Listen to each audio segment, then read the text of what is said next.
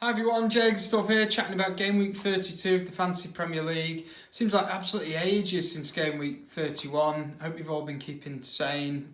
Plenty of international football flying about, but nowhere near as exciting for us as the Premier League.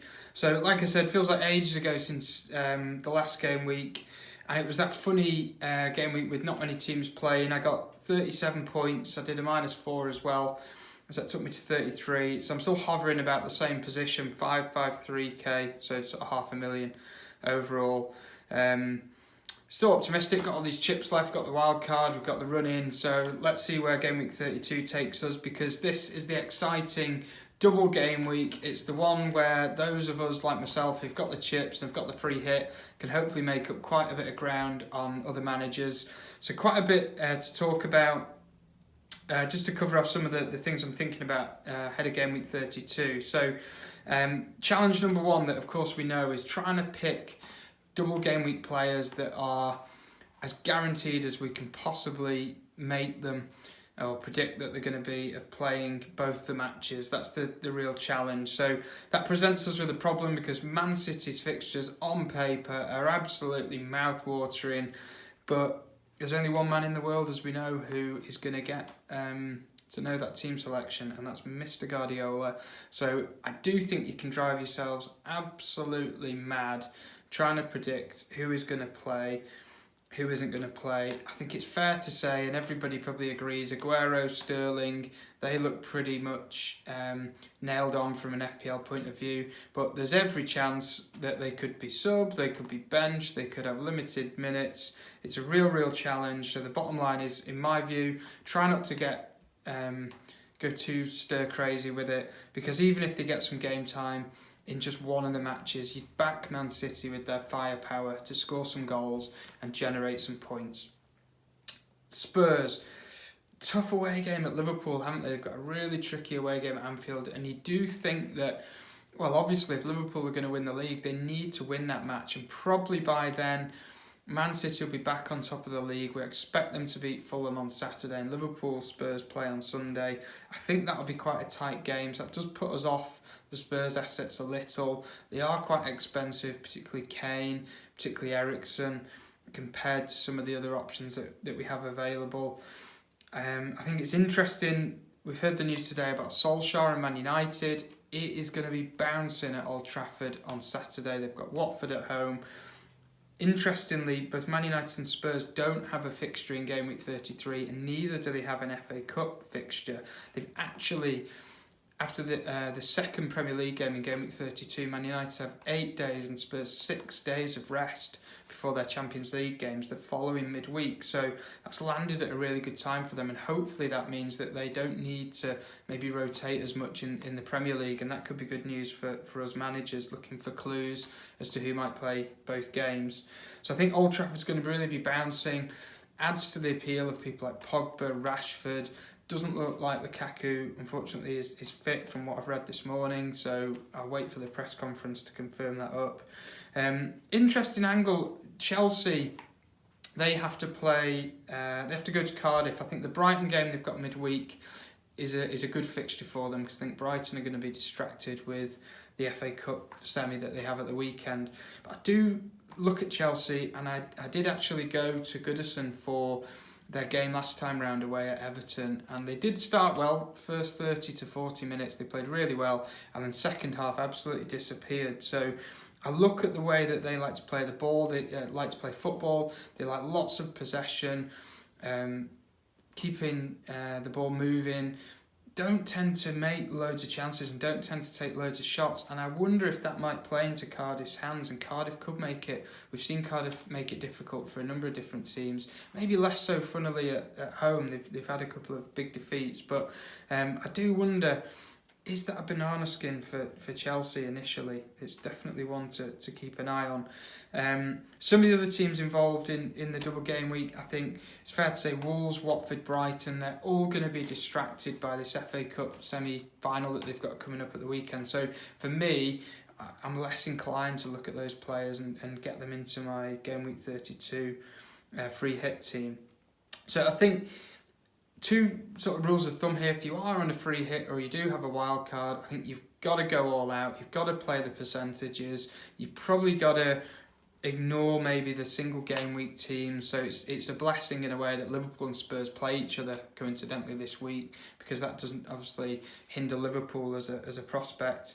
I think if you don't have your free hit and you don't have your wild card, I don't think you need to worry too much. The pressure is very much on those with a free hit to actually work out the team that is going to have the biggest probability of playing twice. Because what you don't really want is, let's say you pick a Spurs player and they play in that game at Anfield, and we do think it's likely that, or it's unlikely that Spurs are going to win, and then they don't play the second game. Well, your single game week player, let's say you had a Leicester player and they're at home to Bournemouth, they could easily outscore the double game week player in that example. So I do think the pressure is on, in a funny way, is on the free hitters to get it right.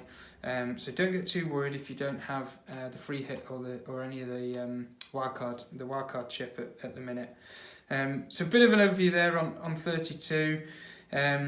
Like I say, it is a funny game week because we're only talking about a small number of teams that are actually really, really attractive because of the double game weeks. And I think within that, we can really tear our hair out as to who is likely to play. I think we need to keep our eye definitely on these press conferences and try and get some clues there.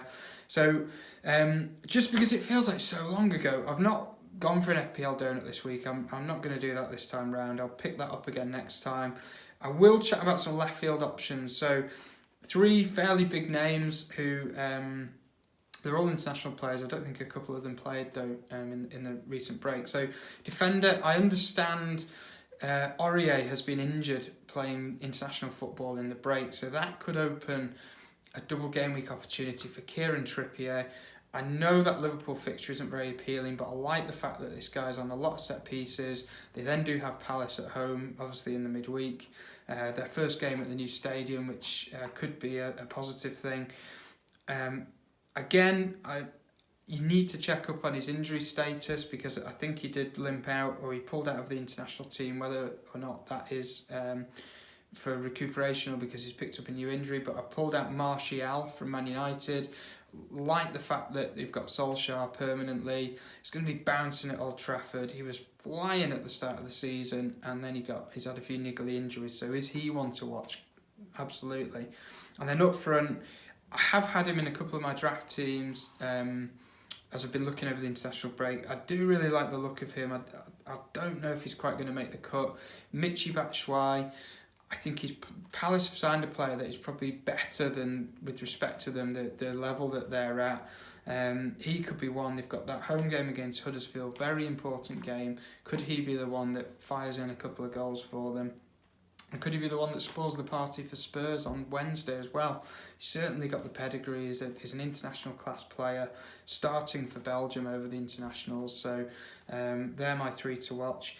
And then finally, captains. So tough one, isn't it? Because we're trying to find players that are going to play twice. I think if that's what you're looking for and you just want that confidence that they're pretty much nailed on to play both games, you've probably got to go for Hazard.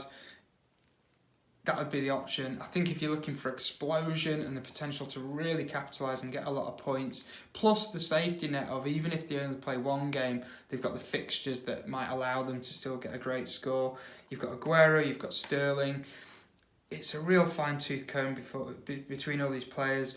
I've broke down a few numbers that might help you make a call on it. So Aguero, 18 goals, 9 assists. Sterling, 15 and 13. And Hazard, 13 and 11. So you add that all up, that means Sterling's the top. He's had 28 goal involvements in the Premier League.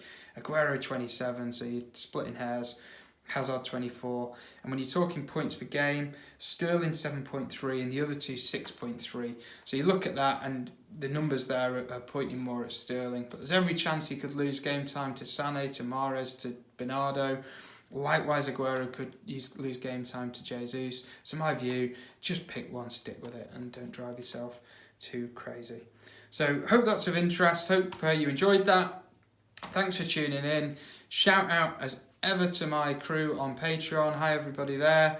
Been really busy on there recently, so if you've not had a look at it and you're interested and you want to know more about Game Week 32, if you're on the free hit, I've just done a video all about that in a bit more detail.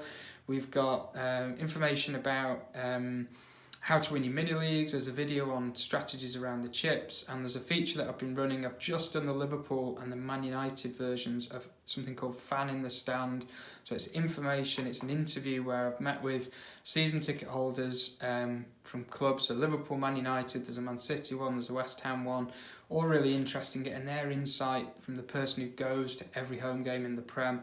Not a fancy football insight, but the insight of the fan, and that information could be really useful to translate into FPL language and FPL data. So if that's something you might be interested in, check it out. It'd be really good to have you along. Thanks everybody for tuning in, and I'll see you next time for Game Week 33.